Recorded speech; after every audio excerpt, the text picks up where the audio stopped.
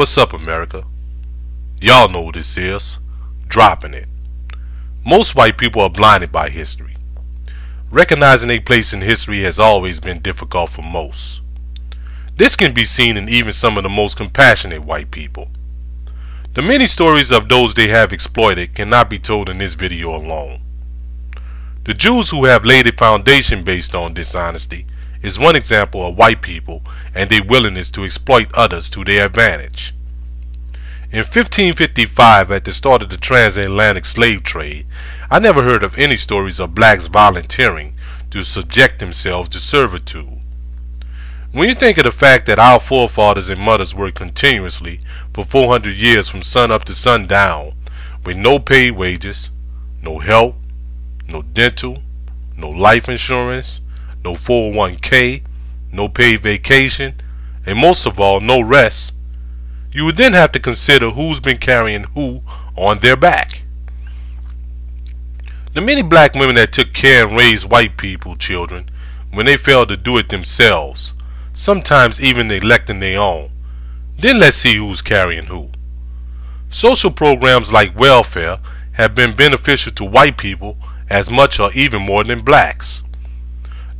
The statistics I looked up directly from the federal government estimates whites make up about 38.8% of the population on welfare, compared to 39.8% of blacks.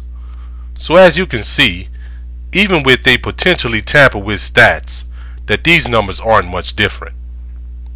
The affirmative action programs along with the women's liberation movement did nothing but lure blacks in as a tool to help whites gain advantages in the government by making these programs seem as a need for every citizen or so-called citizen of this country, when in actuality most of these programs only help to serve the purpose of white interests. The enlisted so-called black professionals also served as an example as to who's been rotting who. The use of the so-called leaders of our community as a tool to persuade the masses of our people in the interest of the white establishment also displays valid proof of who's riding who's back in the United Snakes.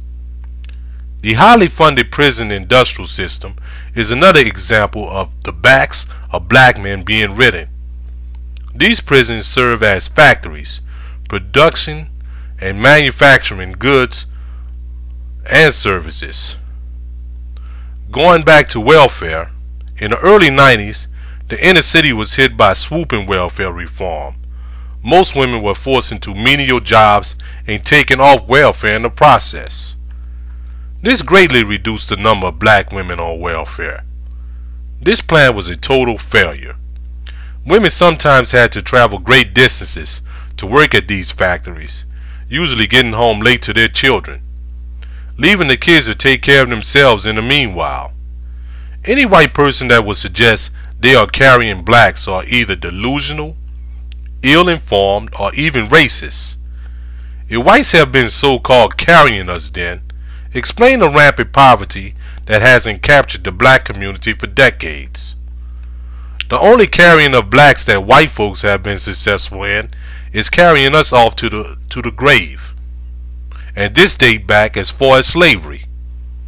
It's inconceivable that a group of people who have stolen from all they have came in contact with, started wars all over the planet, and committed some of the worst genocide ever can suggest such a thing. If I was a white person, I would pray that my people never get the evil done back to us as we have done to so many others. If you are white and you listening to this, and you feel as if your fellow white people have been carrying us, ponder this for a minute. Being awakened at the break of dawn every day in the hot Mississippi Delta, having to pick cotton without being paid a cent. And on that note, I teach and I don't preach. Peace.